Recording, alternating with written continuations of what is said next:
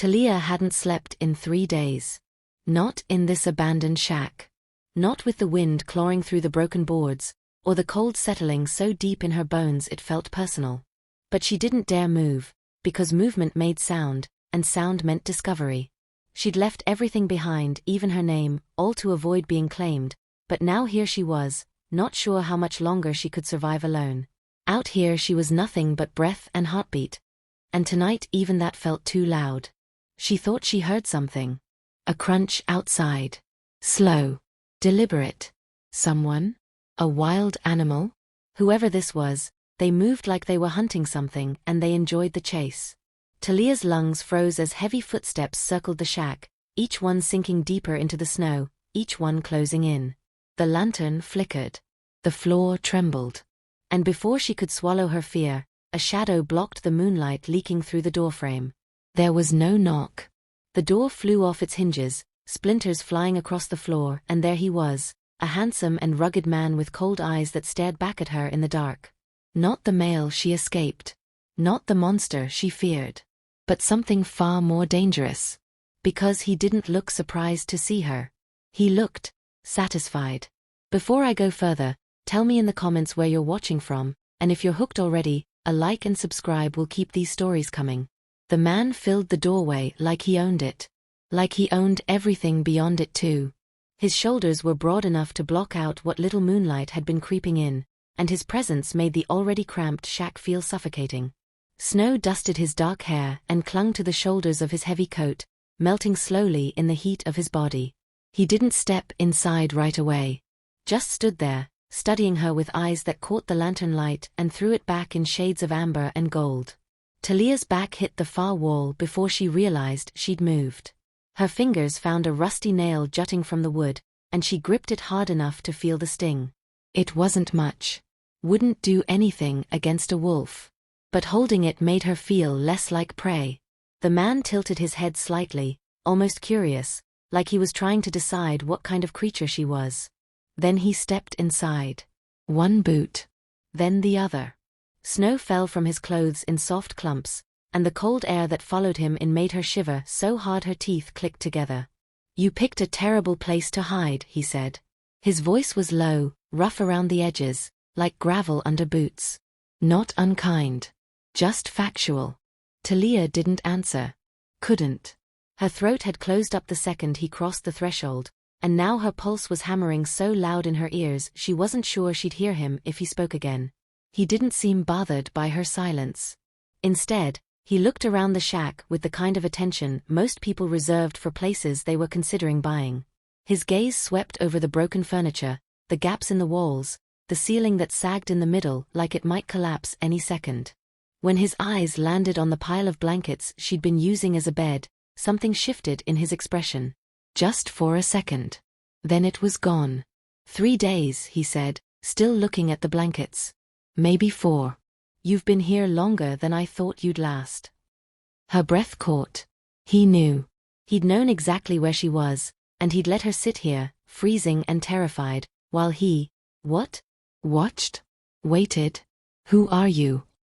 The words scraped out of her, barely more than a whisper. He turned back to her, and this time when he looked at her, it felt like he was seeing through her skin, past muscle and bone, straight into the part of her that was still running even though her body had stopped days ago. "Caspian Holt," he said. "Alpha King of the Ashenfell Sovereignty." The nail slipped from her fingers. It hit the floor with a soft ping that seemed impossibly loud in the sudden silence. Alpha King. Not just an alpha. The alpha. The one every pack on this side of the continent answered to. The one whose word was law, whose presence at a gathering could shift alliances and end bloodlines. And he was standing in her shack. Thalia's legs gave out. She didn't fall exactly, just slid down the wall until she was sitting on the floor with her knees pulled up to her chest. Her mind was racing, trying to piece together why he was here, what he wanted, how he'd found her. But every thought crashed into the next before she could finish it, leaving her with nothing but a white noise panic that made her want to scream. "You're not going to faint, are you?" Caspian asked. He sounded almost amused now, which made her want to throw something at him. "No," she managed. Then, because her brain was still half frozen and not working right, she added, "Why are you here?" He studied her for a long moment, long enough that she started to think he wasn't going to answer. Then he moved, crossing the small space in 2 strides, and crouched down in front of her. This close, she could smell him. Pine and smoke and something darker, something that made the wolf inside her, the one she'd been trying so hard to keep quiet, lift its head and pay attention. "I'm here," he said slowly, like he was explaining something to a child, "because you ran from Ronan Thorne's claiming ceremony. And when an Omega runs from a Beta's claim in my territory, it becomes my problem." Omega. The word hit her like a slap. She hated that word. Hated what it meant, what it made her. Rare. Valuable. Property. In a world where alphas outnumbered omegas 10 to 1, she was a commodity. A prize. Something to be claimed and kept and controlled. "I didn't want to be claimed," she said, and her voice came out steadier than she expected. "That's not a crime." Caspian's mouth curved slightly at one corner, but it wasn't quite a smile. "No. But leaving without permission is. And hiding in neutral territory makes other packs nervous. They start wondering if you're trying to cross into their land. They start asking questions I don't feel like answering." "So what?"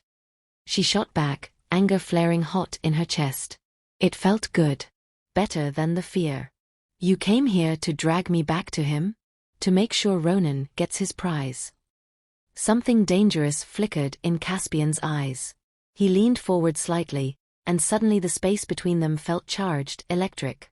"If I wanted to drag you anywhere, you'd already be gone. I don't waste time with doors when I'm in a hurry." She believed him. Every word. "Then why are you here?" she asked again, quieter this time. He held her gaze for another long moment, then stood and turned away, walking over to the broken window on the far wall. He looked out at the snow-covered forest beyond, his hands shoved into his coat pockets, his shoulders tense in a way that made her think he was working through something he didn't particularly want to say out loud. "Ronan filed a formal complaint," he said finally. "Claims you're his rightful Omega, that you accepted his courtship gifts, that you dishonored him by fleeing." "I never accepted anything," Thalia said, scrambling to her feet. Her legs shook, but she stayed upright through sheer stubbornness. "He left things at my door. I never touched them. Never said yes. He just decided I was his and expected me to go along with it." Caspian glanced back at her over his shoulder. "And your pack? What did they say?" She looked away. The answer to that question hurt worse than the cold, worse than the hunger, worse than anything Ronan had tried to do. "They said I should be grateful," she whispered. "That a beta wanting to claim me was an honor. That I was being selfish." The silence that followed was heavy. She could feel Caspian watching her, could feel the weight of his attention like a physical thing pressing against her skin. When he finally spoke again, his voice had changed. The rough edges were still there, but underneath was something harder. Something that made her think of winter ice over deep water. "Your pack is called Rivercrest, correct?" She nodded. "And your alpha is Camden Vale." Another nod. Caspian turned fully now, facing her again, and this time there was no trace of amusement in his expression. Just cold calculation. Camden's been trying to strengthen his alliance with Ronan's family for years. The Thorns have money, connections, influence in the Southern Territories. An Omega bond would seal that alliance permanently. Thalia's stomach dropped. She'd known, on some level, that her pack wasn't on her side. But hearing it laid out like that, hearing the political machinery that had been grinding away behind her back, made her feel sick. "So that's it," she said, and she hated how small her voice sounded. "I'm just a bargaining chip." "To them?" "Yes." Caspian crossed his arms over his chest, and somehow the gesture made him look even more immovable than before. "To me? That depends." "On what?" "On whether you're telling the truth." The words felt like a punch. She took a step forward, ignoring the way her body screamed at her to stay back, to stay small, to not challenge an alpha king. "You think I'm lying? You think I ran away, risked everything, almost died out here in the cold for fun?" "I think," Caspian said carefully, That I've seen Omegas lie to get out of claims before.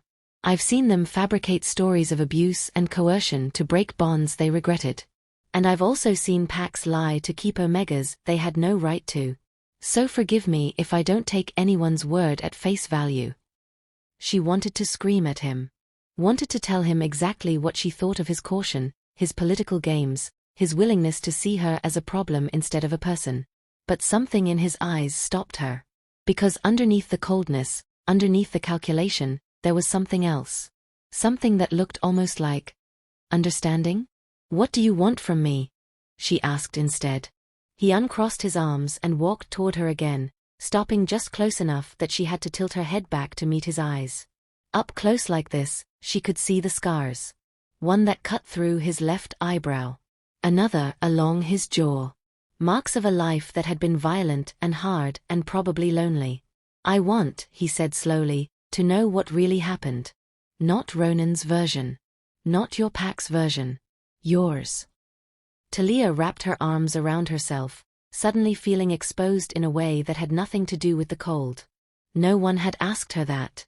Not once. They'd told her what was happening, what she should do, how she should feel. But no one had actually asked her to explain. "He started showing up 6 months ago," she said. The words came out stilted at first, like she'd forgotten how to tell a story. But once she started, they began to flow easier. Just appearing. At my work. At the market. Outside my apartment. Always with some excuse. Always acting like it was coincidence. Then the gifts started. Expensive things. Things I couldn't afford to buy myself. My pack alpha told me I should be gracious. That Ronan was a good match. And you didn't want him. It wasn't a question, but she answered anyway. I didn't even know him. He never tried to actually talk to me. Never asked what I liked or wanted or dreamed about. He just looked at me like I was something he'd already bought and was waiting to take home. Caspian's jaw tightened almost imperceptibly. When did he try to claim you? 2 weeks ago. He showed up at my apartment with my pack alpha and half the council. Said we were doing the ceremony that night. When I tried to refuse, Camden told me I didn't have a choice. That the pack had already accepted the bond on my behalf. They can't do that, Caspian said flatly. Bond law requires consent from both parties. Try telling them that. Thalia laughed, but it came out bitter and broken. They had it all planned out. The ceremony, the feast, even where we'd live after. The only thing they didn't account for was me climbing out my bathroom window and running. She'd run so far that night. Through the territory, past the border markers, into the neutral zone where no pack could legally follow without permission. She'd run until her lungs burned and her legs gave out, and then she'd crawled the rest of the way to this shack, where she'd been slowly freezing and starving ever since. Caspian was quiet for a long time after she finished. He stood there, close enough that she could hear him breathing, far enough that he wasn't quite crowding her.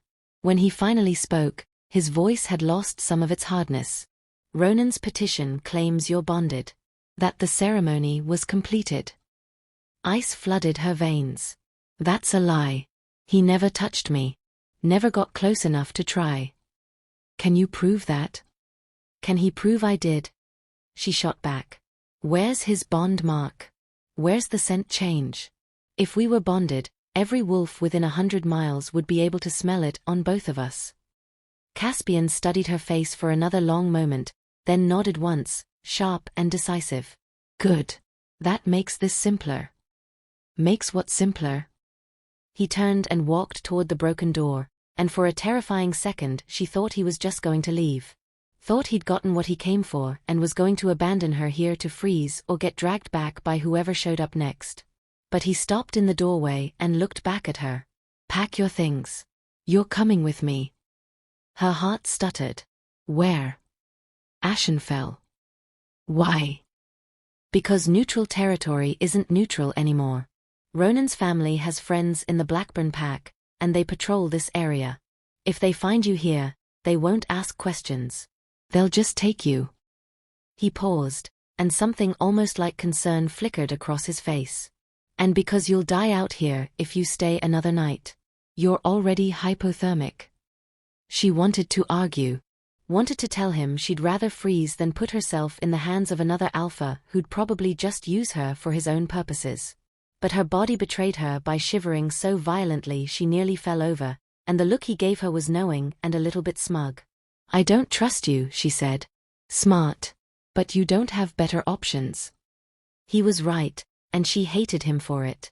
Hated that her choices had narrowed down to freeze to death or trust a stranger who happened to be one of the most powerful wolves on the continent.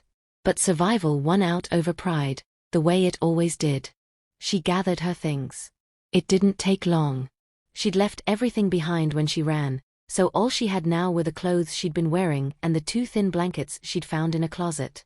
She wrapped them around her shoulders like a cloak and walked toward the door on legs that felt like they belonged to someone else. Caspian stepped aside to let her pass, then followed her out into the snow. The cold hit her like a wall, stealing what little breath she had left and making her eyes water. But she kept walking, one foot in front of the other, following the broad shape of his back through the darkness.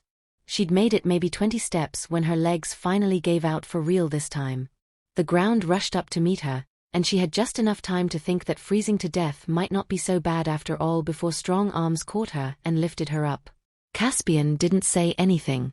Just adjusted his grip, holding her against his chest like she weighed nothing, and kept walking. She wanted to protest, to tell him to put her down, but the warmth radiating from his body was too good to resist, and unconsciousness was already pulling at her like a tide.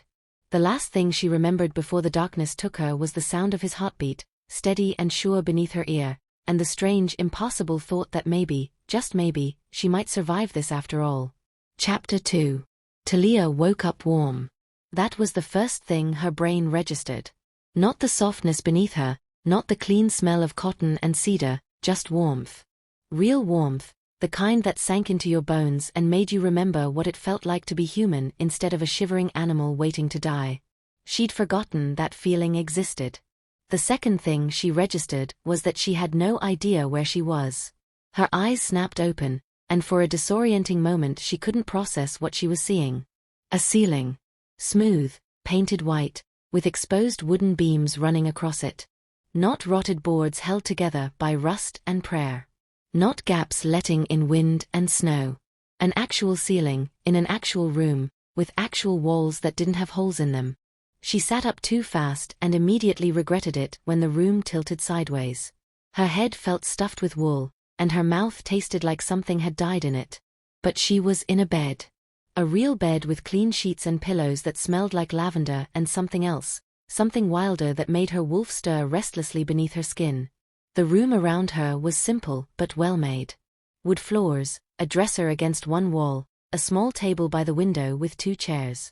The window itself showed dawn breaking over a forest, the sky shifting from deep purple to pale gold.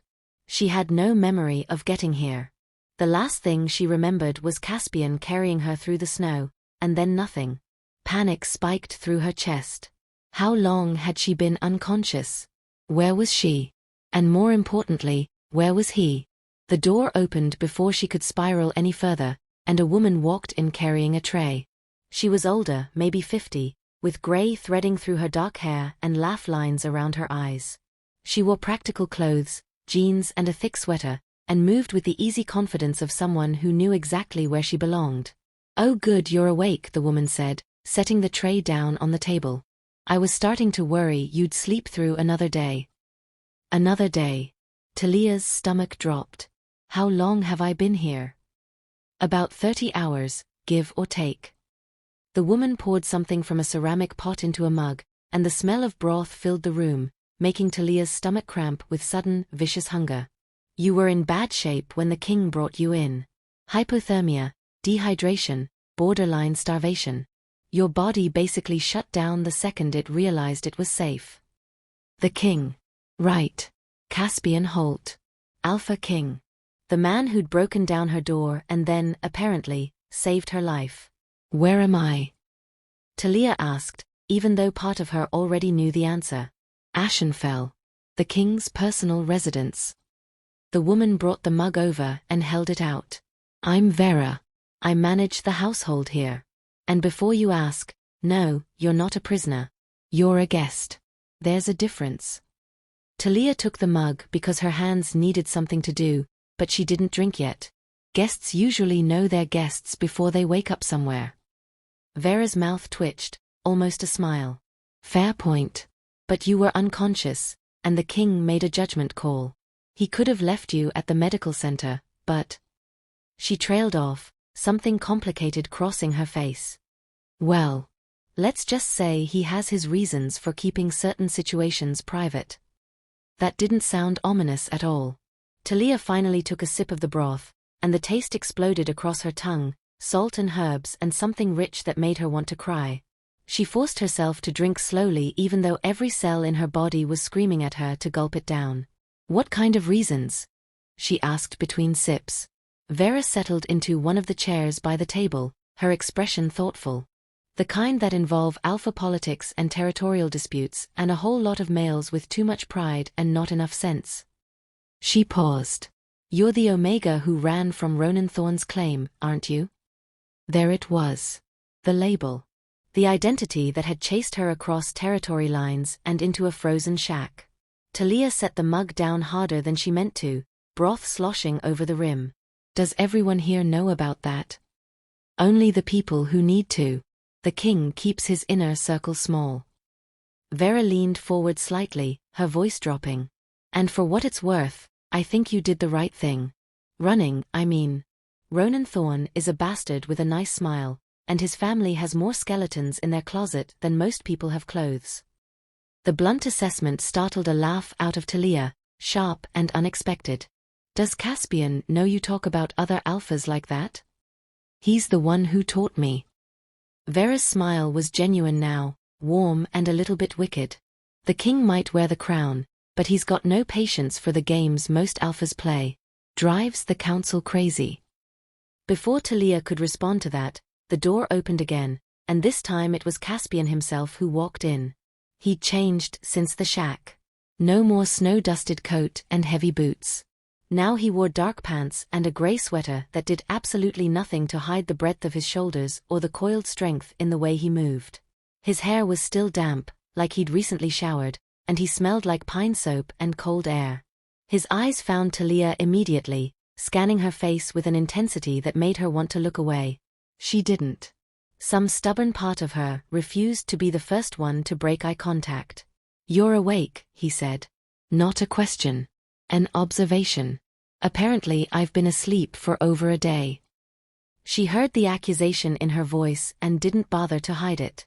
Did you consider maybe waking me up to ask if I wanted to be here? Vera made a noise that might have been a cough or might have been a laugh. Caspian's expression didn't change, but something flickered in his eyes that looked almost like approval. You were half dead, he said flatly. I wasn't going to wait for you to fill out a consent form before making sure you didn't freeze or starve. He glanced at Vera. Has she eaten? Just started. I brought the broth like you asked. Good. Make sure she finishes it. And bring more food in an hour. Something with protein. He turned back to Thalia. When you're finished eating and you're steady on your feet, we need to talk. We're talking now, Thalia said. No. Right now I'm giving you instructions. Talking comes later. He moved toward the door, then paused. There are clothes in the dresser. Everything should fit. Bathrooms through that door. Don't try to leave the residence without telling someone first. Why? Am I a prisoner after all? The look he gave her was complicated. Because there are people looking for you, and I'd rather not have to explain to my guards why they found an unknown Omega wandering the grounds. It raises questions I'm not ready to answer yet. He left before she could respond, the door closing behind him with a soft click. The silence he left behind felt heavy, charged with things unsaid. Vera stood up, smoothing her hands over her jeans. He's not usually this abrupt. You've got him rattled. Good, Thalia muttered into her mug. Then, because curiosity was eating at her, she asked, what did he mean about questions he's not ready to answer? Vera's expression grew serious. Ronan's filed a formal challenge. He's demanding the king either return you to him or face sanction from the territorial council. And Ronan's family has enough allies that the council is actually considering it. The broth turned to acid in Thalia's stomach. He can do that? Just demand I be handed over. Technically, no. But pack law is complicated, and bond law even more so. If Ronan can prove you accepted his courtship, or if your old pack testifies that you consented to the claim, then legally. She trailed off, but Thalia heard the rest anyway. Legally, she'd have no choice. I never consented, Thalia said, and her voice came out rough. Not once. Not ever. I believe you. The king believes you. But belief doesn't hold up in council hearings. You'll need proof, or at the very least, you'll need your testimony to be stronger than Ronan's. Vera moved toward the door, then looked back. Finish the broth. Get dressed. And when you talk to the king later, be honest with him. He's testing you, seeing if you'll lie to save yourself. Don't give him a reason not to trust you. She left after that, and Thalia was alone with her thoughts and the slowly lightening sky outside the window. She finished the broth because her body demanded it, then forced herself out of bed. Her legs were shaky but held, and after a moment the dizziness faded enough that she could walk to the dresser without falling over. Inside she found exactly what Vera had promised. Clothes. Real clothes, not the filthy, torn things she'd been wearing for days. Jeans, sweaters, undergarments still in packaging, even socks that were thick and warm and probably cost more than anything she'd ever owned. Everything fit perfectly, which should have been comforting but instead felt vaguely unsettling. How had Caspian known her size? Had he guessed? Had someone measured her while she was unconscious? She pushed the thought away and headed for the bathroom. The sight of herself in the mirror made her stop cold. She looked like a ghost. Pale skin, hollowed cheeks, dark circles under her eyes that looked like bruises. Her hair was a tangled mess, and there were scratches on her face and hands from branches and broken wood. She looked exactly like what she was. Someone who'd been running for her life and had barely survived. The shower was hot enough to hurt, and she stood under the spray until her skin turned pink and the water at her feet finally ran clear. When she got out, she felt more human than she had in weeks. Still scared, still angry, still trapped in a situation she didn't fully understand. But human. She dressed in jeans and a dark green sweater, braided her wet hair over one shoulder, and went looking for Caspian. The residence was bigger than she'd expected.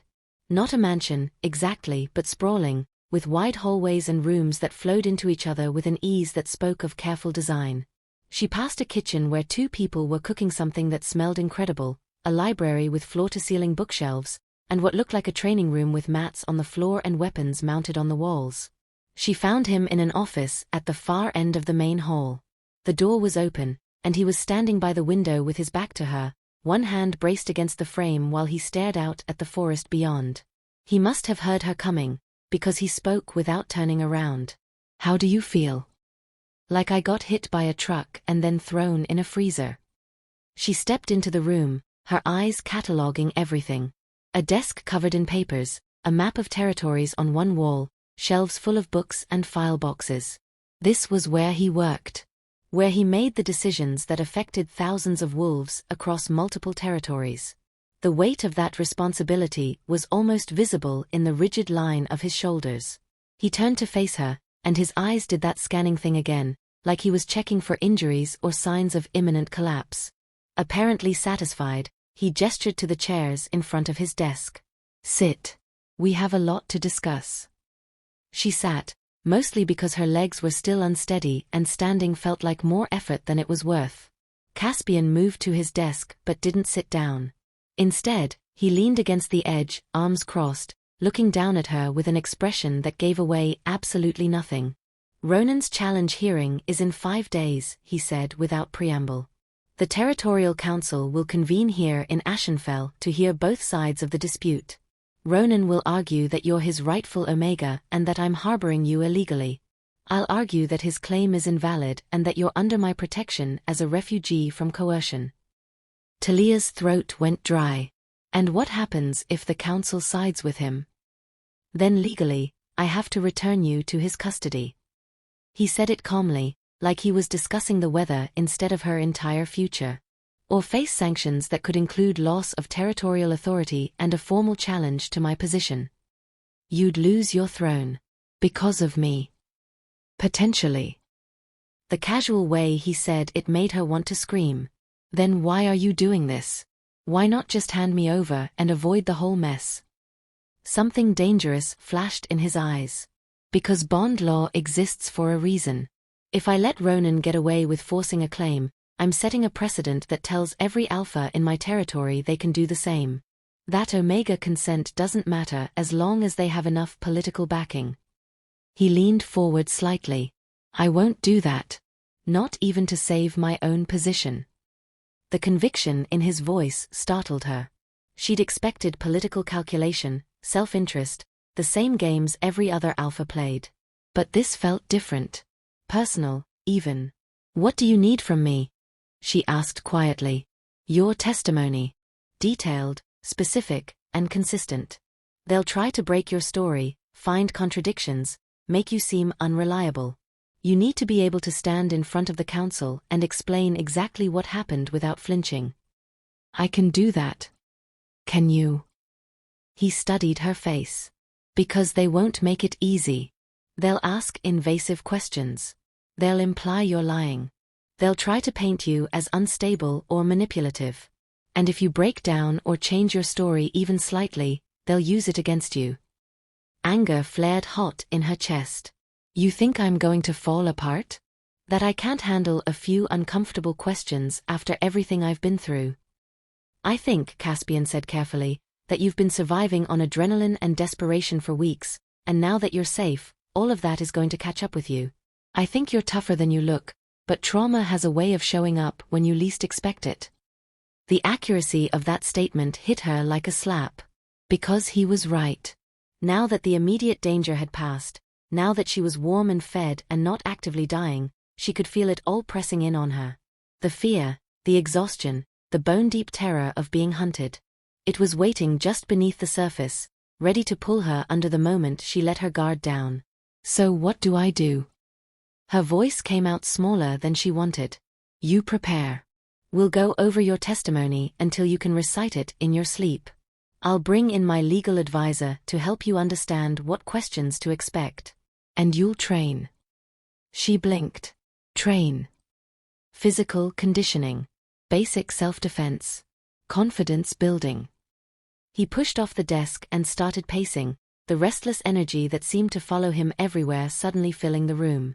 The council will be watching everything. How you move, how you speak, how you carry yourself.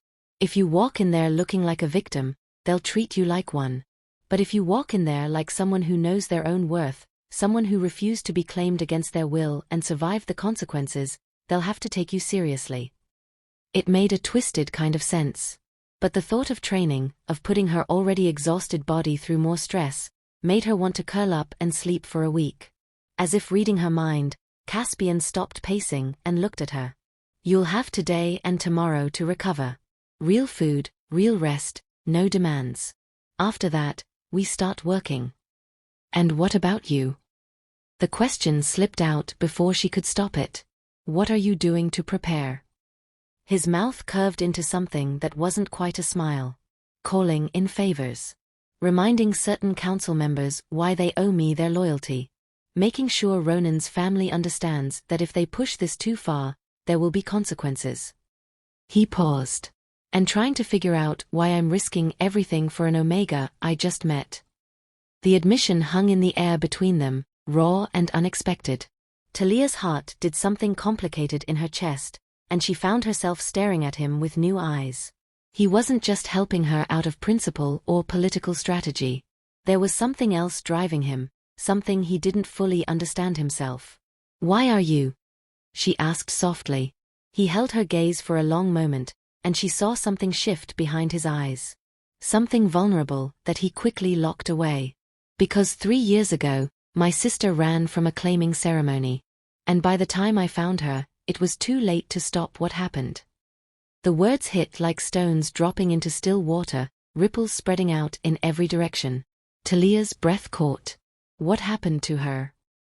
She was forcibly bonded to an alpha twice her age who'd bought her pack's approval with money and promises. His voice had gone flat, emotionless, but she could hear the fury beneath it. She lived with him for 8 months before she found a way out. And when I say found a way out, I mean she threw herself off a cliff rather than spend another day as his property. Horror crashed over Thalia in waves. "I'm so sorry." "Don't be sorry. Be ready." He moved back to his desk, and when he looked at her again, the vulnerability was gone, replaced by iron determination. "Because I couldn't save her, but I can damn well save you. And I will. Even if it costs me everything." The conviction in those words made her believe him. Made her want to believe him. But trust was a luxury she couldn't afford, not yet, not when her entire future hung in the balance. "There's something you should know," she said, the words tumbling out before she could second-guess them. "About why Ronan wanted me specifically." Caspian went very still. "I'm listening." "My bloodline. It's old. Rare. My grandmother was a trueborn Omega from the northern packs, back before the territories were divided. That kind of lineage is valuable. Any alpha who bonds with me would have a legitimate claim to northern ancestry." She twisted her hands together in her lap. "Ronan's family has been trying to expand their influence north for years. With me as his Omega, he could petition for representation in the Northern Council. Maybe even challenge for territory." Understanding dawned in Caspian's eyes, followed quickly by something that looked like disgust. "He wasn't just claiming you for yourself. He was claiming your lineage." "Exactly. And my old pack knew it. That's why they pushed so hard for the bond. They'd get a powerful ally, and I'd be—" She couldn't finish the sentence. "A commodity," Caspian finished for her, and his voice had gone cold. "A breeding prize with the right bloodline." The brutal accuracy of that statement made her flinch, but she nodded. "If the council finds out about my ancestry, it's going to complicate things. Other alphas might try to stake their own claims." "Let them try." The threat in those 2 words was unmistakable. "Your bloodline doesn't make you property, to believe Thalia. It makes you valuable." She wanted to believe, yes, that someone finally saw her as more than a useful bloodline, not to Ronan or a rare not to commodity, your old pack, but not years to anyone else who thinks they can use you for political gain. Cautious, to question, to protect herself above all else. "What if the council doesn't see it that way?" she asked. "Then I'll make them." He said it with such absolute certainty that she almost laughed. "Almost. You have 5 days, Thalia. 5 days to rest, to prepare, and to decide if you trust me enough to fight this battle together. Because make no mistake, that's what this is. A battle. And I need to know you're in it with me." She looked at him, really looked at him, trying to see past the crown and the title and the carefully controlled exterior. Trying to see the man who'd lost his sister and was now risking everything to save a stranger. What she saw there surprised her. Not cruelty or calculation, but grief. Old, deep grief that he'd turned into armor, into purpose, into a weapon against the same system that had destroyed his family. "I'm in," she said, and meant it. "I'll do whatever it takes." He nodded once, sharp and decisive. "Good. Then we start tomorrow." He moved toward the door, then paused and looked back at her. "One more thing. Until the hearing, you stay close to the residence.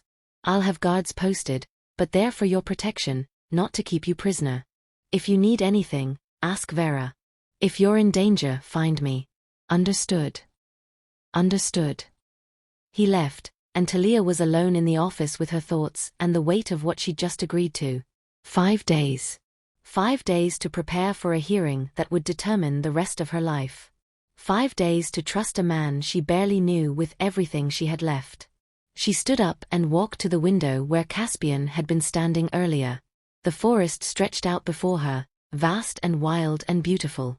Somewhere out there, Ronan was preparing his own case, gathering his allies, sharpening his weapons.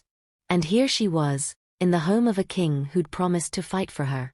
The irony wasn't lost on her. She'd run from one alpha trying to claim her, only to end up in the protection of another. But somehow, this felt different. Caspian hadn't looked at her like property. Hadn't treated her like a prize to be won. He'd looked at her like someone who deserved a choice, even if that choice might cost him everything.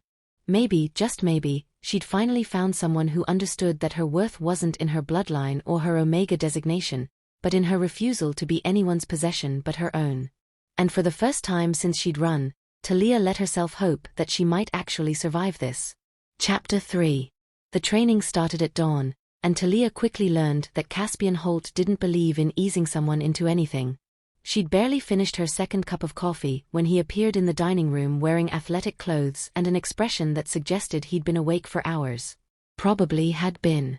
She was learning that the Alpha King didn't sleep much, and when he did, it was in short bursts that left him looking more exhausted than rested. "Finish that," he said, nodding at her coffee. "You have 5 minutes, then meet me in the training room." He was gone before she could respond, leaving her staring at Vera, who was refilling the coffee pot with an expression that might have been sympathy. "Is he always like this?" Thalia asked. "Only when he's worried. And right now, he's very worried." Vera set the pot down and leaned against the counter. "The council confirmed yesterday. Hearings in 4 days now, not 5. They moved it up." Thalia's stomach dropped. "Why?" "Because Ronan's family applied pressure. They want this resolved quickly, before you have time to build a solid case." Vera's expression hardened. "They're betting that you'll crack under a compressed timeline." "Then they're going to lose that bet." Thalia drained her coffee in 3 quick gulps, ignoring the way it burned going down, and headed for the training room. Caspian was waiting for her, standing in the center of the mats with his arms crossed. The morning light coming through the high windows painted him in shades of gold and shadow, and for a moment she was struck by how different he looked here. Not the composed Alpha King who sat behind a desk and made territorial decisions, but something rawer. More dangerous. "We're going to start with basics," he said as she approached. "Stance, balance, awareness. The council will be watching how you carry yourself. I need you to walk in there looking like someone who can't be intimidated." "I thought we were going over my testimony." "We will. This afternoon. But right now, I need to see how you move." He gestured for her to step onto the mats. Most Omegas are taught to make themselves smaller. To take up less space, to defer, to submit. You're going to unlearn all of that. Thalia stepped onto the mat, hyper-aware of how he was watching her. She'd been taught exactly what he described. Her whole life, she'd been trained to be less. Less loud, less visible, less threatening.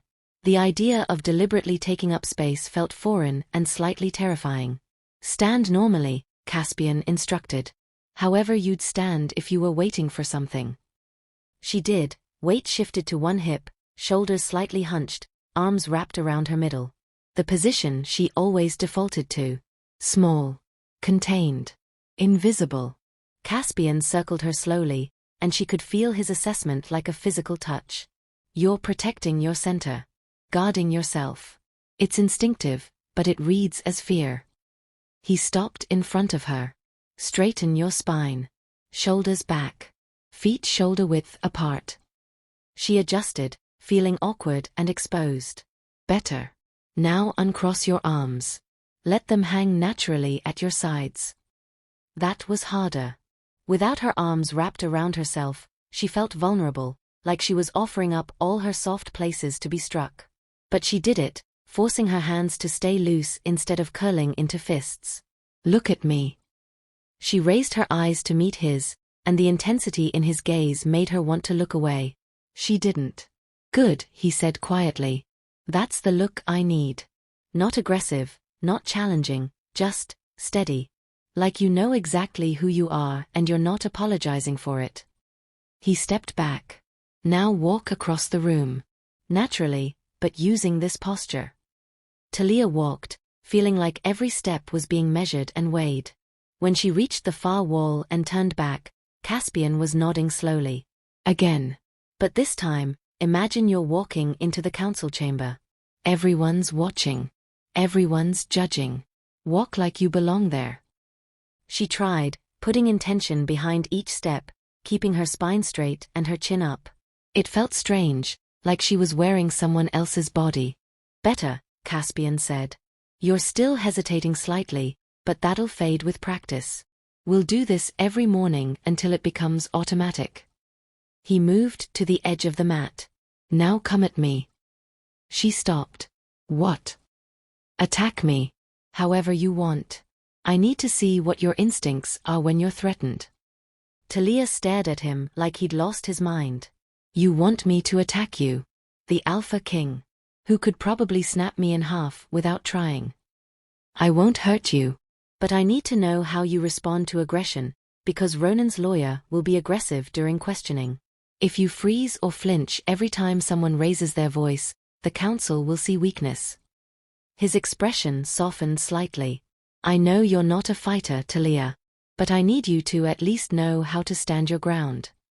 She took a breath, then another. Every instinct she had was screaming at her not to do this. You didn't attack an alpha.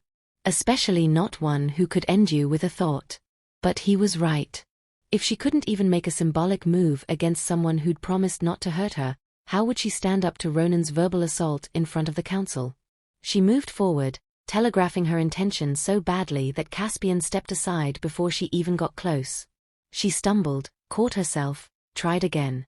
This time he caught her wrist and redirected her momentum so smoothly she ended up facing the opposite direction without understanding how she'd gotten there. You're thinking too much, he said. And you're asking permission with your body language before you move. Stop that. Just move.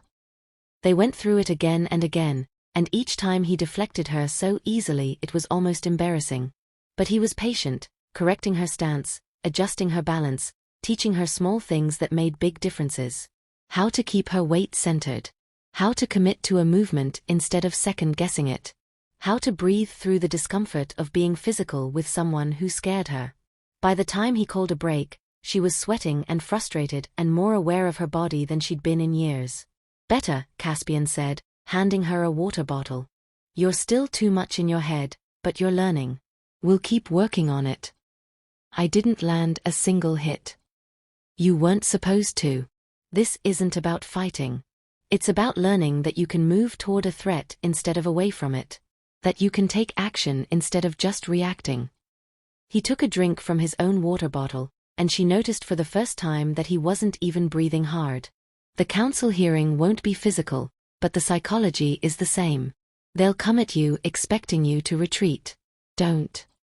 They broke for lunch, and Vera had prepared something that smelled like heaven and tasted even better. Thalia ate like she was starving, because she was, her body demanding fuel to replace what the morning's training had burned through. Caspian ate across from her, reviewing papers between bites, his focus absolute. She was learning that about him. When he committed to something, he gave it everything.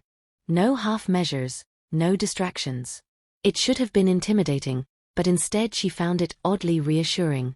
If he was going to fight for her, at least she knew he'd do it with everything he had.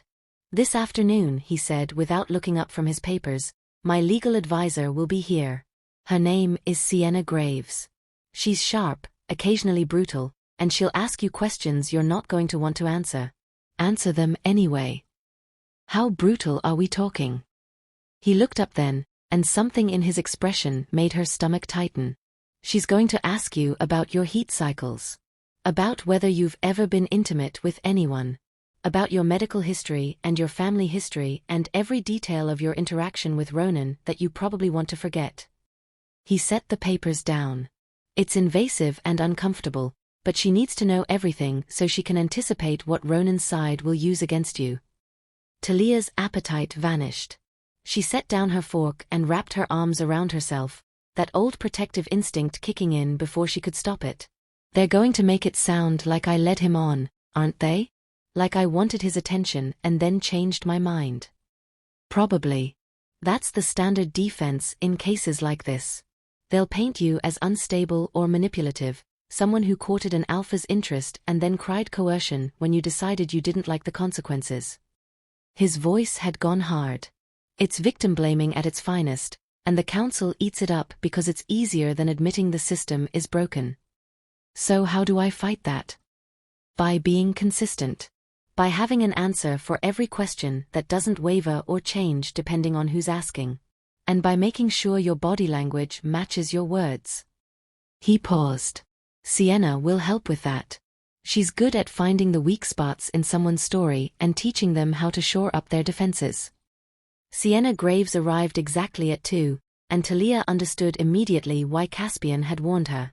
The woman was beautiful in a severe, sharp-edged way, with pale blonde hair pulled back so tightly it looked painful and eyes the color of winter ice. She wore a tailored suit that probably cost more than Thalia used to make in 6 months, and she moved like someone who'd never encountered an obstacle she couldn't slice through. "You must be Thalia," Sienna said, extending a hand. Her grip was firm, professional, and somehow conveyed that she was already assessing and cataloging everything about Thalia in those first 3 seconds. "I'm Sienna. I'll be prepping you for the hearing." They settled in Caspian's office, Sienna taking the chair behind the desk while Caspian leaned against the wall and Thalia sat in front of them, both feeling like she was already on trial. "Let's start simple," Sienna said, pulling out a tablet and stylus. "Walk me through the first time you met Ronan Thorne. Date, location, circumstances. Everything you remember." Thalia took a breath and began. It felt strange, putting that day into words. She tried so hard to forget it, to pretend it hadn't been the beginning of everything that came after. But Sienna listened with the kind of focused attention that made it impossible to skip details or gloss over uncomfortable moments. "He was at the market," Thalia said. "About 8 months ago. I was buying vegetables, and he was just there, watching me. I didn't think much of it at first. Lots of people watch omegas in public spaces. It's rude but common." "Did he approach you?" "Not that day. He just watched. But the next week, he was there again. Same place, same time. And the week after that. By the 4th time, it stopped feeling like coincidence." Sienna made a note. "Did you ever encourage this attention? Smile at him, make eye contact, anything that could be construed as interest?" "No. I avoided looking at him. Kept my head down, finished shopping as fast as I could, left." "And when did he first speak to you?" Thalia closed her eyes, remembering. "Week 5. He stepped into my path as I was leaving. Introduced himself. Said he'd been admiring me from afar and wanted to know if I'd accept a courting gift." "What did you say?" "I said no. Politely but clearly. I thanked him for his interest but told him I wasn't looking to be courted." "And his response?" "He smiled. Said he understood, but perhaps I'd change my mind if I got to know him better. Then he left." She opened her eyes. "The next day, there was a gift on my doorstep. Expensive chocolates with a note that said, 'To changing minds.'" Sienna's stylus moved rapidly across the tablet. "And you didn't accept the gift?" "I threw it away. But they kept coming. Flowers, jewelry, books. Always with notes that assumed I was playing hard to get instead of genuinely refusing him." The questions continued, relentless and thorough. Sienna wanted dates, times, witnesses.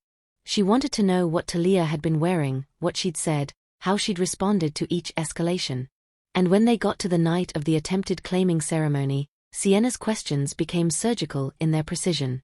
"Your pack Alpha told you the ceremony was happening that night?" "Yes.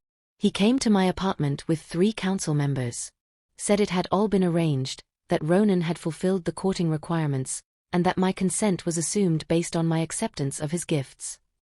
"But you hadn't accepted his gifts." "I told them that. I told them I'd refused every single one, that I'd never given Ronan any indication I was interested. They said it didn't matter. That refusing to explicitly reject him was the same as accepting him." Sienna looked up from her tablet, and something almost like anger flickered in her cold eyes. "That's not how bond law works." "I know that now. I didn't then. I thought maybe I'd misunderstood something, that there was some rule I didn't know about." Thalia's hands were shaking, and she pressed them against her thighs to still them. "They told me the ceremony was starting in an hour. That Ronan was waiting at the pack house. That I needed to get ready. And that's when you ran. I went to my bathroom, locked the door, climbed out the window, and I didn't stop running until I reached neutral territory." She met Sienna's eyes. I knew what running would cost me. I knew I'd lose my pack, my home, probably any chance at a normal life. But I also knew that if I let them force that bond, I'd lose myself completely. So I ran. Sienna set down her tablet and stood, moving around the desk to lean against it in front of Thalia. The position was intentionally less formal, less intimidating, and Thalia understood it was a calculated shift to put her at ease for what came next. Now I'm going to ask you the questions Ronan's lawyer will ask. They're going to be invasive and offensive, and your instinct will be to get defensive or shut down. Don't. Stay calm, stay factual, and remember that getting angry doesn't make you look guilty, it makes you look human. Understand? Thalia nodded. Have you ever been intimate with Ronan Thorne? No. Have you ever been intimate with anyone? Heat crawled up Thalia's neck, but she kept her voice steady.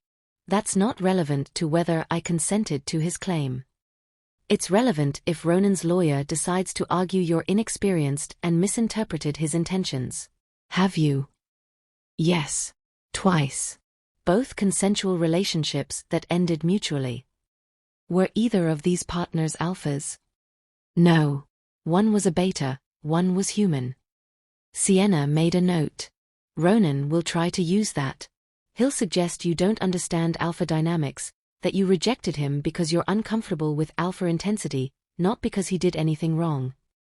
That's ridiculous. That's strategy. How will you respond if he makes that argument? Thalia thought for a moment. I'll say that I understand alpha dynamics perfectly well.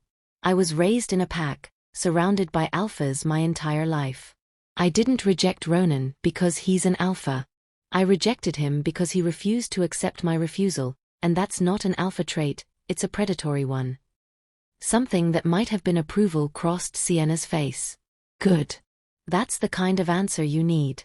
Clear, factual, with enough bite to show you're not going to be pushed around.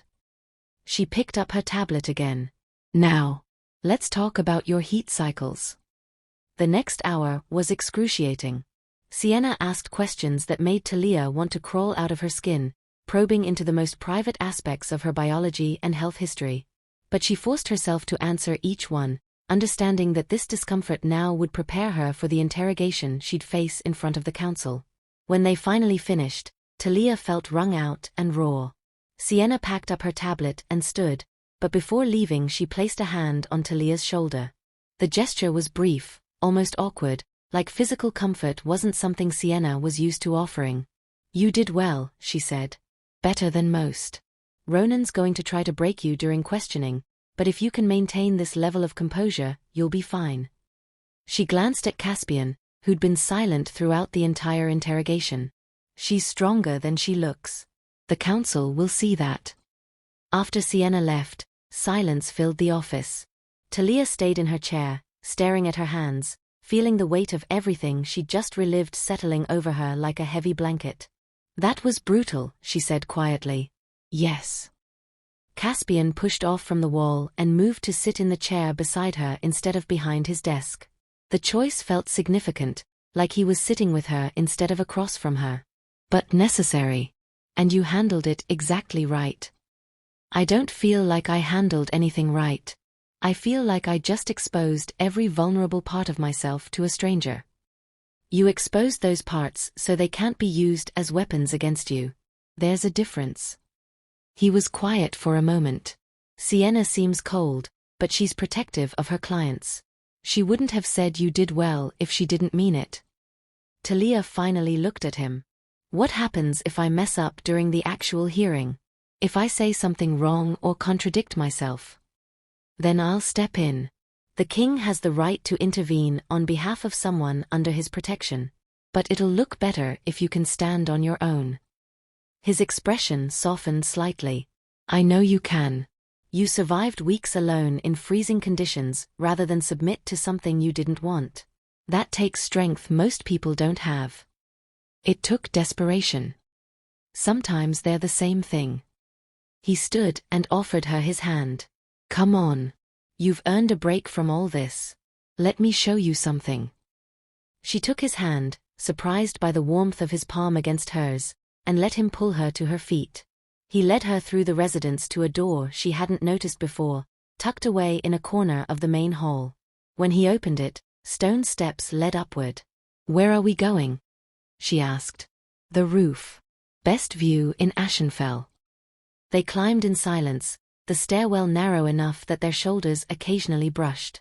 At the top, Caspian pushed open another door, and cold air rushed in, sharp and clean. The roof was flat, surrounded by a low stone wall, and the view stole Thalia's breath. The entire territory spread out before them, forest giving way to distant mountains, the sky painted in shades of pink and orange as the sun began its descent toward the horizon. She could see the pack houses scattered throughout the trees, smoke rising from chimneys, lights beginning to flicker on as darkness approached. "I come up here when I need to remember why I'm doing this," Caspian said, moving to stand beside her at the wall. "Running a territory isn't just about politics and power. It's about those people down there. Making sure they're safe, that they're treated fairly, that they have the freedom to make their own choices."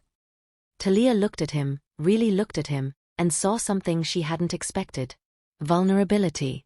The mask he wore so carefully had slipped, just for a moment, and underneath was someone who carried too much weight and refused to set any of it down.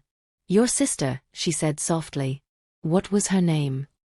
He was quiet for so long she thought he wouldn't answer. Then, barely above a whisper, "Celeste.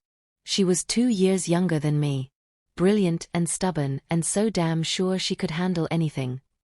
His jaw tightened. "She was wrong. I'm sorry you lost her. I'm sorry I couldn't save her. But maybe." He trailed off, then looked at Thalia with an intensity that made her breath catch. "Maybe I can make sure what happened to her doesn't happen to you. Maybe that counts for something." "It counts for everything," Thalia said, and meant it. They stood there as the sun sank lower, the cold biting through their clothes, neither of them willing to break the strange, fragile peace that had settled between them. And for the first time since Caspian had broken down her door, Thalia felt like she understood him. Not the Alpha King, not the political force who commanded territories and bent councils to his will, but the brother who'd lost his sister and was determined to honor her memory by saving someone else. 4 days, she said into the silence. 4 days, he confirmed. We'll be ready. He looked at her, and something in his expression shifted. Something that looked almost like hope. Yes, we will. They stayed on the roof until full dark, and when they finally went back inside, Thalia felt something she hadn't felt in months. Not quite confidence, not yet. But something close to it. Something that whispered she might actually survive this after all. Chapter 4. The morning of the hearing, Thalia woke before dawn with her heart already racing. She'd barely slept, her mind cycling through every possible question, every potential trap, every way this could go catastrophically wrong. The bed was comfortable, the room was warm, but comfort meant nothing when you were hours away from a confrontation that would determine whether you got to keep your freedom or became someone's legal property. She gave up on sleep around 5 and headed for the shower, letting scalding water beat against her shoulders while she practiced her breathing. In for 4 counts. Hold for 4. Out for 4. Repeat. It was something Sienna had taught her during one of their prep sessions. A way to calm her nervous system when panic started clawing its way up her throat. By the time she dried off and dressed, the sun was just starting to paint the sky in shades of gray and pale gold. She'd chosen her outfit carefully the night before, with Vera's help. Dark pants, a deep blue sweater that brought out her eyes, boots that were practical but polished. Nothing that screamed Omega. Nothing that invited anyone to see her as delicate or helpless.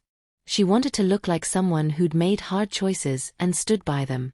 She was braiding her hair when the knock came. "Come in," she called, expecting Vera with breakfast. Instead, Caspian walked in, and she froze with her hands still tangled in her hair. He was dressed formally in a way she hadn't seen before. Dark suit, crisp white shirt, no tie but somehow still projecting authority with every line of his body. He looked every inch the Alpha King, and the sight of him made her suddenly, acutely aware of exactly how high the stakes were. "You're up early," he said, closing the door behind him. "Couldn't sleep." She finished the braid and secured it with a hair tie, then turned to face him fully. "You?" "Same. I've been going over the council roster, making sure I know where everyone stands. He moved to the window, hands in his pockets, and looked out at the lightning sky. We have 8 council members presiding today. 4 are firmly in my corner, 2 are firmly in Ronan's, and 2 are undecided. Those last 2 are the ones who'll determine the outcome. Thalia's stomach knotted. No pressure. He turned back to her, and his expression was serious but not unkind. You know what to do. Stay calm, stay consistent, and don't let them rattle you. I'll be there the entire time, and if anything goes wrong, I'll intervene. What if intervening makes you look weak? Like you don't trust me to handle it? Then I look weak. I'd rather look weak than watch you get torn apart because I was too proud to step in.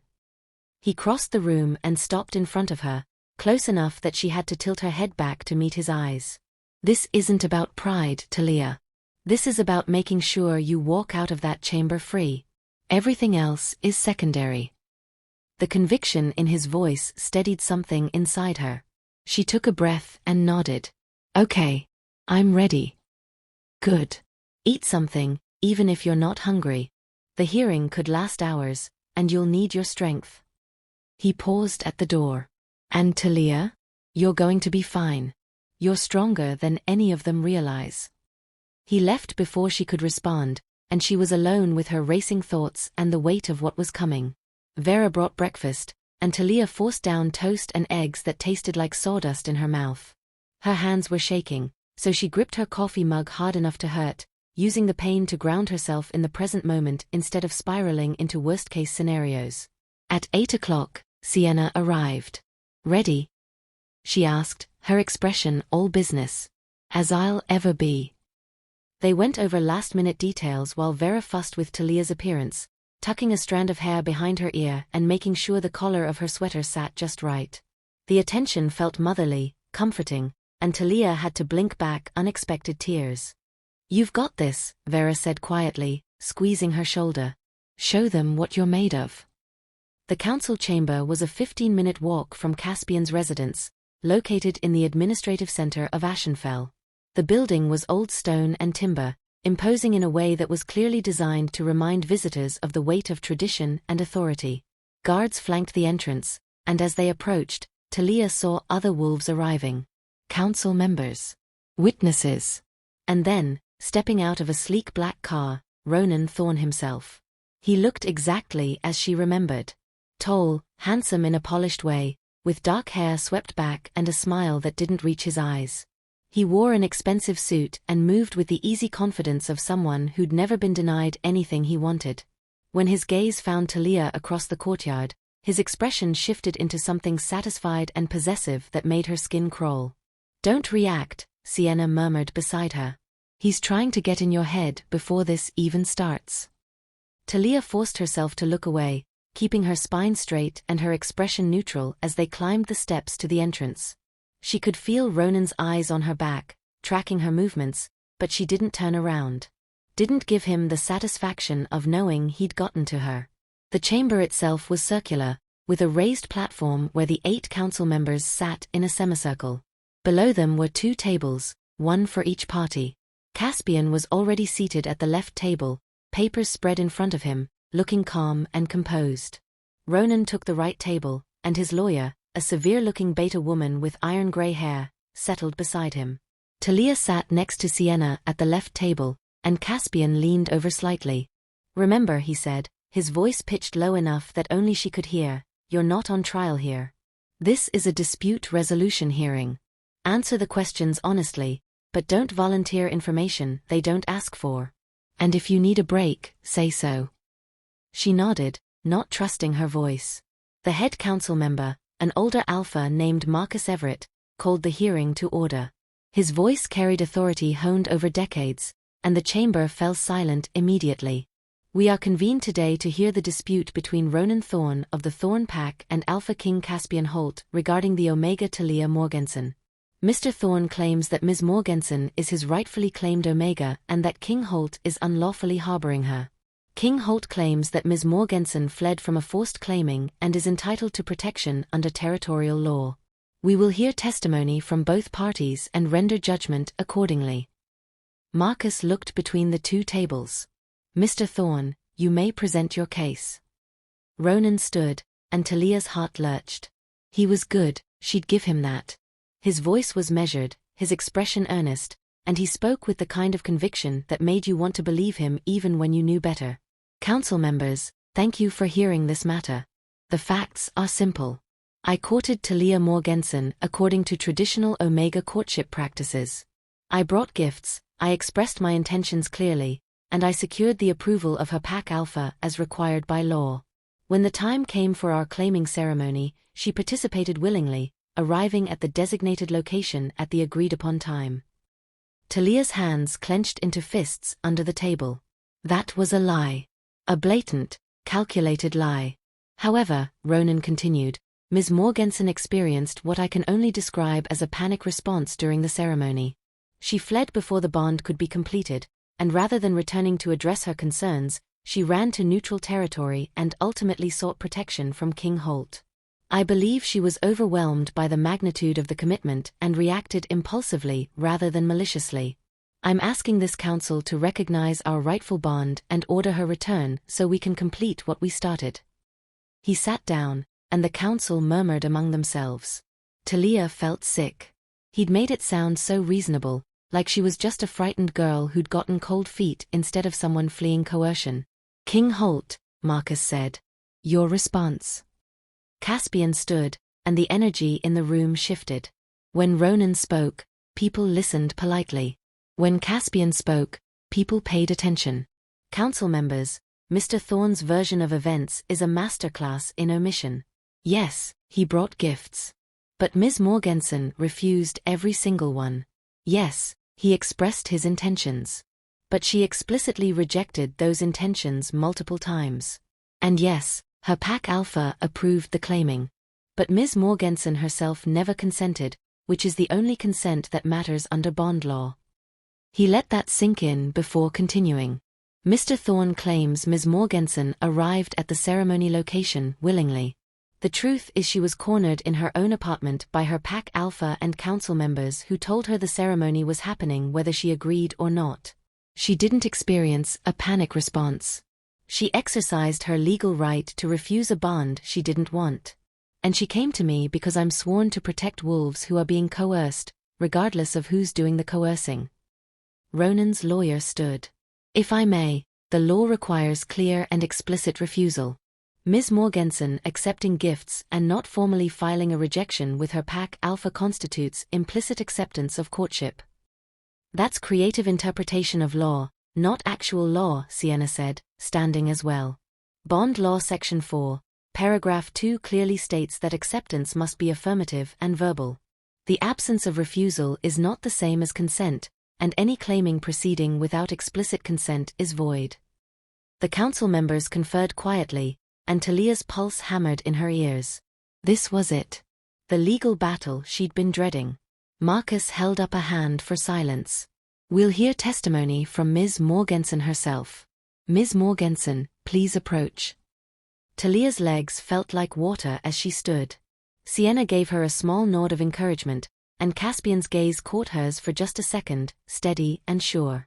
She walked to the center of the chamber, very aware that every eye was on her, and took her place in the witness circle. Ms. Morgensen, Marcus began, in your own words, please describe your relationship with Mr. Thorne. She took a breath, called up every ounce of the composure she'd been practicing, and began. I first met Ronan Thorne 8 months ago at a market in my home territory. He approached me and expressed interest in courting me. I declined politely but clearly. He said he understood, but the next day, there was a gift on my doorstep with a note suggesting I'd change my mind. She kept her voice steady, factual. The gifts continued weekly despite the fact that I never accepted them. I threw them away. I avoided places where I knew he'd be. I told him directly on 3 separate occasions that I wasn't interested in being courted. And yet you never filed a formal rejection with your pack alpha? This from one of the council members Caspian had identified as pro-Ronan, a beta female named Lydia Chun. I didn't know I needed to. In my understanding of the law, refusing someone verbally should have been enough. I wasn't taught that I needed pack permission to turn down a suitor. Lydia's expression suggested she didn't believe that, but Marcus gestured for Thalia to continue. 2 weeks ago, my pack alpha came to my apartment with 3 council members. They informed me that a claiming ceremony had been arranged with Ronan for that evening. When I said I hadn't agreed to any ceremony, they told me my consent had been assumed based on my acceptance of courtship gifts and Ronan's fulfillment of traditional courting requirements. And you disputed this? Marcus asked. Yes. I told them I'd refused every gift, that I'd made my lack of interest clear multiple times. They said it didn't matter. That the ceremony was happening regardless, and that refusing would bring dishonor to my pack. Her voice wavered slightly, and she steadied it. So I climbed out my bathroom window and I ran. Ronan's lawyer stood. Ms. Morgensen, you claim you refused Mr. Thorne's gifts, but we have testimony from your former neighbors stating they saw you bring packages inside. How do you explain that? I brought them inside to throw them away. I didn't want to leave expensive items on my doorstep where they could be stolen, because that would have caused problems with my pack. But I never opened them, never used them. If anyone checked my apartment after I left, they'd have found those packages in my trash. Convenient that we can't verify that now. Convenient that you're assuming I'm lying without any proof, Thalia shot back, and immediately regretted the edge in her voice. But Marcus almost smiled. Ms. Morgensen has a point. Counsel, unless you have evidence contradicting her statement, we'll move on. The questions continued, probing and relentless. They asked about her relationship history, about whether she understood omega biology and heat cycles, about every conversation she'd ever had with Ronan. Thalia answered each one, drawing on the hours of preparation with Sienna, refusing to let them see her sweat. Then Ronan himself stood to question her, and the temperature in the room seemed to drop. Thalia, he said, and the familiar way he used her name made her skin crawl, I want to understand. Did I ever hurt you? Ever force myself on you physically? No. Did I ever threaten you or your family? Not explicitly. Did I ever do anything other than express my affection and desire to build a life with you? It was a trap. The question was designed to make her sound unreasonable, like she'd rejected him for no good cause. But she'd prepared for this. You refused to respect my boundaries, she said clearly. You continued pursuing me after I explicitly told you I wasn't interested.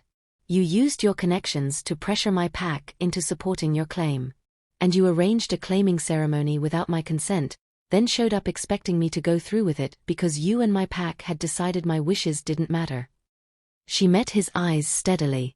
You didn't have to hurt me physically or threaten me explicitly to make me feel trapped and powerless. You just had to ignore every time I said no. Something ugly flashed across Ronan's face, there and gone so quickly she might have imagined it. I think what we have here is a simple misunderstanding of traditional courtship practices. I understand traditional practices just fine, Thalia interrupted, and she heard Caspian shift in his seat behind her, ready to intervene if needed. What you call courtship, I call stalking. What you call persistence, I call harassment. And what you call a misunderstanding, I call attempted coercion. There's nothing traditional about ignoring someone's refusal. The chamber erupted in murmurs. Marcus called for order, his gavel cracking against wood like a gunshot. Mr. Thorne, do you have any other questions for Ms. Morgensen? Ronan's jaw was tight, his composure cracking slightly. No, Council Member Everett. Then Ms. Morgensen may return to her seat. Thalia walked back on shaking legs, and as she sat down, Caspian leaned over. Well done, he murmured. That was perfect. But it wasn't over.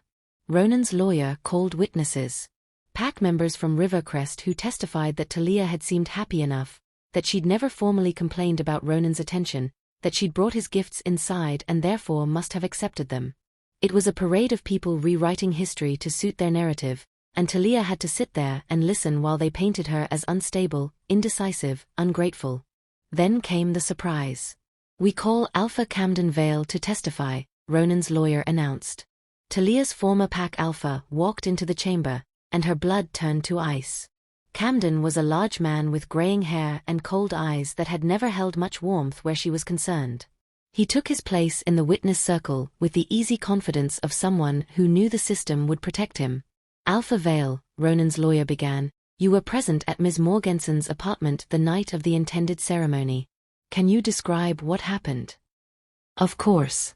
I informed Ms. Morgenson that her claiming ceremony was scheduled for that evening. She expressed some nervousness, which is normal for Omegas facing such a significant commitment. I assured her that Mr. Thorne was an excellent match and that the pack fully supported the union. And how did she respond? She asked a few questions about the ceremony, then excused herself to get ready. When she didn't come out after 30 minutes, we discovered she'd fled through a window. It was such a clean, sanitized version of events that Thalia wanted to scream. But Caspian was already on his feet. Alpha Vale, you stated Ms. Morgenson expressed nervousness. Did she at any point explicitly state she did not want the ceremony to proceed? Camden's expression flickered. She may have voiced some concerns. That's not what I asked. Did she clearly state she did not consent to the claiming? She was emotional. Omegas often. Answer the question, Alpha Vale. Caspian's voice had gone cold. Did Thalia Morgenson clearly refuse consent? The silence stretched. Finally, Camden said, she said she didn't want to go through with it. The chamber erupted again. Marcus's gavel cracked multiple times before order was restored. And what was your response to her refusal? Caspian pressed. I told her she was being foolish. That the arrangements had been made, that Mr. Thorne had fulfilled all requirements, and that she had an obligation to her pack to proceed. So you heard her refuse consent, and you decided her refusal didn't matter because it was inconvenient for you politically. Camden's face reddened. I was acting in her best interests. You were acting in your own interests, Caspian cut him off. You wanted an alliance with the Thorne family, and you were willing to force one of your pack members into a bond she explicitly refused to secure that alliance. That's not protection, Alpha Vale. That's trafficking. The word hung in the air like a bomb. Ronan shot to his feet, his lawyer right behind him, both talking over each other in protest. But the damage was done. Caspian had said out loud what everyone had been dancing around, and the council couldn't unhear it. Marcus called for order again, and when the chamber finally quieted, his expression was grave. This hearing will recess for 2 hours while the council deliberates. All parties will remain on premises. The waiting was agony. They were shown to a small room off the main chamber, and Thalia paced while Sienna reviewed notes and Caspian stood by the window with his arms crossed, watching the courtyard below. That went well, Sienna said. Camden's admission that you verbally refused consent is huge. Even the council members who were leaning toward Ronan will have trouble ignoring that. Unless they decide verbal refusal isn't enough, Thalia said. Unless they decide I should have done more, fought harder, made more of a scene. Then they'll be wrong, and I'll file an appeal, Caspian said without turning around. But I don't think it'll come to that. Marcus Everett is a traditionalist, but he's fair. He won't overlook a clear violation of consent law. You called it trafficking, Thalia said quietly. That's a serious accusation. It's an accurate accusation. Now Caspian did turn, and his expression was fierce. Your pack Alpha heard you refuse and decided to force you anyway because it benefited him politically. That's the definition of trafficking under territorial law. If the council rules against you, I'll bring formal charges against Camden and make this much bigger than Ronan ever wanted it to be. The threat in those words was clear. Win or lose, Caspian wasn't going to let this go quietly. The 2 hours crawled by. Vera appeared at some point with food none of them could eat and coffee Thalia drank just to have something to do with her hands. Every time footsteps passed in the hall, she flinched, thinking it was time, only to sag with disappointment when they continued past. Finally, a guard appeared. The council is ready. They filed back into the chamber, and Thalia's heart was beating so hard she thought everyone must be able to hear it. The 8 council members sat in their semicircle, their expressions giving nothing away. Marcus held a document, and when everyone was seated, he stood. This council has carefully considered all testimony and evidence presented today. We have reviewed bond law, territorial law, and traditional courtship practices. And we have reached a decision. Thalia couldn't breathe. We find that Ronan Thorne did fulfill the traditional requirements for Omega courtship as understood by many packs. However, we also find that Thalia Morgensen clearly and explicitly refused consent for a claiming bond on multiple occasions, including the night of the intended ceremony. Under Section 4, Paragraph 2 of bond law, explicit consent is required from both parties for a claiming to be valid. The absence of that consent renders Mr. Thorne's claim null and void. Relief crashed over Thalia so hard she almost sobbed. Beside her, Sienna's hand found hers and squeezed. Furthermore, Marcus continued, and his voice had gone hard, this council is deeply troubled by the actions of Alpha Camden Vale. Forcing a pack member to proceed with a claiming after they have explicitly refused consent is a violation of territorial law and Omega protection statutes. We are referring this matter to the King's Court for potential criminal charges. Camden, sitting in the gallery, had gone pale. Finally, we recognize Thalia Morgensen as a free Omega under the protection of Alpha King Caspian Holt. Mr. Thorne's petition is denied, and he is barred from further contact with Ms. Morgensen. Any violation of this order will result in immediate sanction. Marcus's gaze found Ronan, and there was no warmth in it. This hearing is concluded. The gavel fell, and it was over. Thalia sat frozen for a long moment, unable to process that it was really done. That she'd won. That she was free. Then Caspian was there, pulling her to her feet, and she saw something in his face she'd never seen before. Pride, yes, but also relief so profound it made him look years younger. You did it, he said. You stood up there and you fought, and you won. We won, she corrected, and before she could think better of it, she threw her arms around him. He stiffened for just a second, clearly not used to being hugged, but then his arms came around her, solid and warm and safe. She pressed her face against his chest and finally let herself cry, all the fear and tension and terror of the past weeks pouring out in shaking sobs. You're safe now, Caspian murmured into her hair. I've got you. You're safe. They stayed like that until Thalia's tears subsided, and when she finally pulled back, Sienna was smiling, Vera had appeared from somewhere with tissues, and even the normally stoic guards by the door looked pleased. What happens now? Thalia asked, wiping her face. Now, Caspian said, you get to decide. You're free, Thalia. Truly free. You can stay in Ashenfell, you can go somewhere else, you can do whatever you want. The choice is entirely yours. The choice is yours. 3 words she'd been waiting her whole life to hear. She looked around the chamber, at the faces of people who'd fought for her, and then back at Caspian. At the man who'd risked everything to give her back the freedom that should have been hers all along. I want to stay, she said. If that's okay. At least for a while. I need to figure out who I am when I'm not running, and I think Ashenfell might be a good place to do that. Something warm flickered in Caspian's eyes. You're welcome to stay as long as you want. The residence has plenty of room, and Vera's been threatening to teach you to cook, so consider yourself warned. Thalia laughed, the sound surprising her with its lightness. When was the last time she'd laughed? Really laughed, not bitter or scared or desperate, just happy? They left the chamber together, walking out into afternoon sunlight that felt warmer than it had any right to. Ronan was nowhere to be seen, having apparently slipped out a side entrance rather than face them. But Thalia caught sight of Camden being escorted by guards toward the administrative building, and she felt a fierce satisfaction at the sight. What will happen to him? She asked Caspian. Depends on what the investigation turns up. At minimum, he'll be stripped of his alpha status. At maximum, he'll face trafficking charges and prison time. Caspian's expression was grim. Either way, he'll never have power over another Omega again. They walked back to the residence in comfortable silence, and Thalia felt something she hadn't felt in months. Not quite peace, not yet. But hope. Real, genuine hope that maybe she could build a life on her own terms. That maybe she didn't have to be defined by what she'd survived, but could be defined by what she chose to become. That evening, Vera cooked a celebration dinner, and they ate together in the residence's dining room, the conversation flowing easily now that the weight of the hearing was lifted. Sienna stayed, softening slightly over wine and good food, telling stories about council hearings gone hilariously wrong.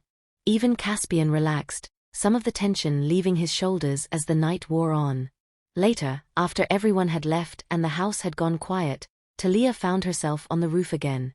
The same spot where Caspian had brought her days ago, where they'd stood and looked out over Ashenfell and he'd told her about Celeste. She heard footsteps behind her and wasn't surprised when Caspian joined her at the wall. "Couldn't sleep?" he asked. "Didn't want to. My brain keeps replaying the hearing, expecting to find something I missed, some reason it might still fall apart." She looked at him. "Does that feeling ever go away?" "Eventually. Takes time, but it fades." He was quiet for a moment. "For what it's worth, you were extraordinary today. Celeste would have liked you." The compliment caught her off guard, and she felt her throat tighten. "I wish I could have met her." "She would have told you to stop letting people define you by your designation. To claim your own power and tell anyone who didn't like it to go to hell." He smiled slightly. "She was good at that. Better than I ever was. You're not so bad at it yourself." He turned to look at her fully, and in the moonlight, his expression was open in a way she'd never seen before. "I meant what I said earlier. You can stay as long as you want. And when you're ready to figure out what comes next, whatever you need, I'll help you get it." "Why?" The question came out before she could stop it. "You barely know me. You risked your throne for someone you'd known for less than a week. Why?" He considered that for a long moment. Because someone should have done the same for Celeste, and no one did. Because the system is broken, and if I'm not willing to break myself fighting it, then what's the point of wearing this crown? He paused. "And because you reminded me that courage isn't about never being afraid. It's about being terrified and choosing to act anyway. I needed that reminder." Thalia's heart did something complicated in her chest. She looked at this man who'd saved her life, who'd fought for her freedom, who'd given her back a choice, and she made another one. She reached out and took his hand, threading her fingers through his. "Thank you. For everything." He looked down at their joined hands, then back at her face, and something shifted in the air between them. Something that felt like possibility, like the beginning of something neither of them had been looking for, but both of them might have found anyway. "You're welcome," he said quietly. "And Thalia? You're not just surviving anymore. Remember that. You get to live now." They stood there on the roof as the stars wheeled overhead, two people who'd been broken by the same system, who'd found each other in the wreckage, and who were learning, slowly, carefully, that maybe broken things could still build something beautiful. And for the first time in longer than she could remember, Thalia believed it. She was free. And whatever came next would be her choice to make. The end. Thank you for listening all the way to the end. I really appreciate you spending this time with the story. If you enjoyed it, please take a moment to like the video and subscribe. It genuinely helps the channel grow. And don't stop here. There's another story waiting for you right now. Just tap the video showing on your screen to continue.